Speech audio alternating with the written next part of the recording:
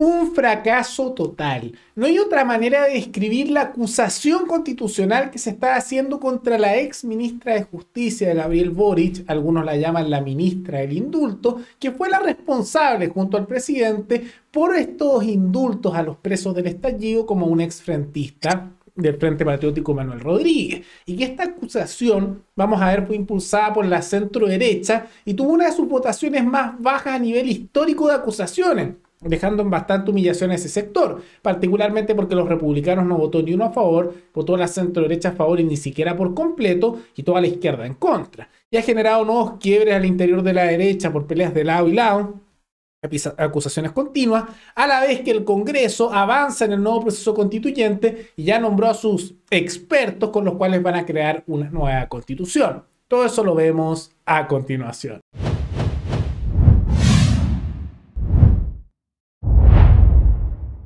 El día de ayer por la tarde se dio la votación de la acusación constitucional contra la ex ministra de Justicia. Hay que recordar que originalmente a ella se le quería hacer una acusación constitucional para sacarla de su cargo y bloquearla de usar cualquier cargo estatal por 5 años por haber sido parte en estos indultos, que hay que ser sinceros, Boric es el responsable principal, pero ella igual tenía responsabilidad, estos indultos que se hicieron a los llamados presos del estallido, muchos de ellos con antecedentes criminales bastante grandes. Bueno, dentro de ese contexto se está impulsando eso y finalmente se dio la votación. Y en realidad, un fracaso total. Fue de las que tuvo menos votos a nivel histórico en acusaciones. Solo 49 a favor y 82 en contra con 3 abstenciones y muchos que decidieron no ir a votar. ¿Y por qué tan pocos votos? Y ahí los pueden ver. Porque los únicos que decidieron votar a favor fue la centro-derecha. Los republicanos que votaron a favor en su momento de acusar a Giorgio Jackson votaron en bloque en contra. Y la izquierda también en bloque en contra. Mientras que figuras del PDG se abstuvieron, vimos en algunos casos. Rubén Oyarzo, por ejemplo, y distintas posiciones. Pamela Giles no fue a votar. Tomaron muchas posiciones distintas. Pero más allá de eso, ¿por qué se dio esta situación? ¿Y qué era lo que buscaba lograr esto? En gran medida, el fundamento que se decía es que la ex ministra no es que fuera una blanca paloma, no es como que la hayan obligado y la sacrificaron porque sí con el caso de Boric, sino que ella también tenía responsabilidad, porque en realidad ella era parte del gobierno de Boric, ella decidió apoyar esa decisión y sí la sacrificaron para salvar al presidente, pero de todas maneras igual había responsabilidad. Por eso yo también creo, y lo mencioné en un programa anterior, que era correcto que esa acusación se aprobara, porque aunque ya salió del cargo, iba a lograr que ya no pudiera ocupar cargos estatales, o sea, vivir a costa del impuesto de todos los trabajadores por 5 años. Ahora, esto no iba a prosperar, y lo mencionamos. ¿Por qué? Porque justo antes de esto falló la acusación que también hubiera sido correcto que se aprobara contra el ministro Giorgio Jackson. ¿Por qué? Por culpa de sectores del Partido de la Gente que no fueron a votar o se abstuvieron y sectores de la centro-derecha que hicieron exactamente lo mismo. Y algunos acusaban que en venganza los republicanos dijeron, bueno, no apoyaste nuestra acusación para sacar a Giorgio Jackson, nosotros no vamos a apoyar la tuya. Otros decían dentro del mundo republicano que no, es porque ella en realidad no es responsable y es Boric. Aunque yo diría que en ambos casos a ambos se le debería acusar constitucionalmente. Finalmente no funcionó ninguna de las acusaciones y cayó, dando una nueva victoria al gobierno que terminó salvando tanto a Giorgio Jackson como a la ex ministra de Justicia de cualquier consecuencia por sus actos. Y finalmente los indultos nos han sacado. Los ministros que estaban en su momento se salvaron, no les pasó absolutamente nada, y ella renunció, pero probablemente la van a poner en un cargo estatal público dentro de poco, pagado un sueldo millonario. Una victoria nueva para el gobierno por los quiebres de la derecha. Pero más allá de eso, también el mundo político, además de la victoria que tuvo la izquierda dentro del Congreso, ha tenido una victoria también asociada al nuevo proceso constituyente, al cual no consultan a nadie que no decidieron hacer plebiscito de entrada. Porque en medio de eso, más allá de las divisiones dentro de sectores políticos, entre la derecha, entre los republicanos y la centroderecha, y los casos de la centroizquierda, que se divide con la izquierda más dura, siendo un ejemplo como la democracia cristiana salió con la centroizquierda, pero dejando de lado a la izquierda más radical, más allá de todo eso, han obtenido una victoria importante en el Congreso porque aprobaron, tanto en la Cámara de Diputados como en el Senado, sus llamados expertos. ¿Y por qué son importantes?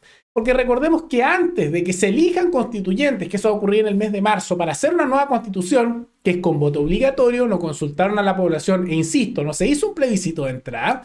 Bueno, en medio de todo eso, antes van a haber unos expertos que van a empezar a trabajar pronto y que ellos van a hacer una previa constitución, o sea, van a escribir un texto y ese texto prescrito por expertos, nombrados por los partidos políticos, se lo van a pasar a estos constituyentes electos, que van a ser prácticamente todos de partidos políticos, y ellos van a modificar ese texto prehecho. Y si a los expertos no les gusta lo que estos constituyentes electos hacen, pueden bloquear los proyectos de estos constituyentes. Es una democracia tutelada. Básicamente figuras políticas nombradas a dedo por el Congreso que van a controlar lo que se puede cambiar, lo que se puede hacer y lo que no. Como se puede esperar, consecuencia de eso, el sistema político de la nueva constitución va a ser muy servir a los intereses de poder de los congresistas, que son prácticamente figuras políticas desde hace años. Y dentro de eso es una victoria bastante grande para los políticos porque se pasó por encima de la voluntad ciudadana, no se hizo plebiscito de entrada, no ha habido quejas por esta situación y ya nombraron a sus expertos. Ahora, más allá de todo eso, lo que podemos ver con los expertos es una mezcla de factores. Muchos son todos vinculados a partidos políticos, son de lado y lado, no hay nada que decir, tienen mucha esa funcionalidad. Caso curioso, uno de los expertos que está ahí nombrado fue uno de ellos profesor de Derecho Constitucional mío, que es particularmente el profesor Jaime Arancibia, que me consta que es una persona bastante docta, que sabe bastante, y tengo una muy buena imagen de él, fue un muy buen profesor de Derecho Constitucional, pero incluso más allá de todo eso, no sabemos cuál es la conclusión que va a salir de todos estos expertos que van a sacar, porque claramente están bajo influencia política y tienen vínculos políticos con lo que van a lograr. Más allá que sean algunos profesores, otros son de vínculo político y no se puede asegurar un buen resultado. Entonces, lo más probable, tal como lo hemos mencionado en programas anteriores, es que de este acuerdo, de estos expertos, va a salir algo que va a ser muy beneficioso para los grupos de poder político y económico chilenos, pero muy perjudicial para el ciudadano común y corriente. Y por lo tanto, aunque todavía no tenemos un texto, yo puedo decir con cierta confianza que lo más probable es que haya que rechazar nuevamente este proyecto porque lo que comenzó de mala manera y se ha desarrollado de mala manera, sin participación ciudadana y sin plebiscito de entrada, probablemente no va a dar un buen resultado. Es lo que realmente parece evidente. Pero más allá de esa situación, más allá de estas victorias del gobierno contra una nueva acusación constitucional que derrotó y estos nombramientos de expertos, ¿qué creen que se debería hacer? Se debió haber hecho una acusación, un proyecto con plebiscito de entrada. Es legítimo esto que van a hacer los llamados expertos, confían en lo que puede salir de ahí. ¿Y qué les parece estas nuevas derrotas que ha tenido la derecha, particularmente por sus divisiones en el Congreso y que terminan fortaleciendo al gobierno de Boric? Que casi parece como que se va cayendo constantemente, comete errores, sufre crisis, escándalos constantes, pero como tiene una oposición tan mala, tan incompetente, tan dividida y que en muchos casos es funcional a sus estructuras de poder, termina logrando hacer lo que quiera. Es vergonzoso, ¿no? Pero ¿cuál debería ser el camino a seguir? Todo eso pueden comentarlo abajo. Y antes de terminar, quisiera agradecerle al suscriptor Miguel Pizarro Pincheira, que se convirtió en el suscriptor más reciente en decidir hacer un aporte mensual al canal a través de la comunidad de YouTube. Así que muchas gracias, se lo agradezco mucho. Gracias a aportes como el suyo y el de otros suscriptores, que este proyecto sigue adelante y se mantiene independiente. Así que si alguno de ustedes quiere hacer un aporte voluntario único o mensual o cualquier otro medio, pueden mirar el comentario que se encuentra fijado abajo y también recuerden que pueden recomendar algún tema, alguna noticia, tanto de Chile como de otros países para otro video. Nos veremos en el siguiente programa. Hasta luego.